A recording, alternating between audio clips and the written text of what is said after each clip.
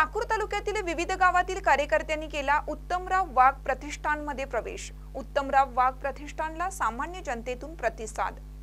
अहमदपूर चाकूर विधानसभेचे अपक्ष उमेदवार उत्तमराव वाघ यांच्या नेतृत्वावर विश्वास ठेवून चाकूर तालुक्यातील कडमुळी, घरणी, घारोळा, शेळगाव येथील कार्यकर्त्यांनी हनुमंतवाडी येथील संपर्क कार्यालयात उत्तमराव वाघ प्रतिष्ठानमध्ये जाहीर प्रवेश केला।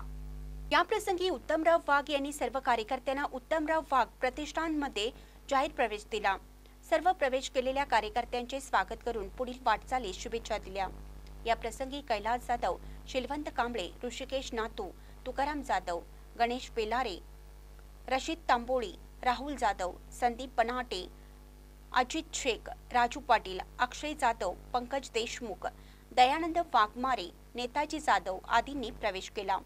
यावेळी चाकूर तालुक्यातील उत्तमराव वाघ प्रतिष्ठानचे पदाधिकारी व कार्यकर्ते मोठ्या संख्येने उपस्थित होते। महानकरी न्यूजसाठी सतीश चंदी, लातूर।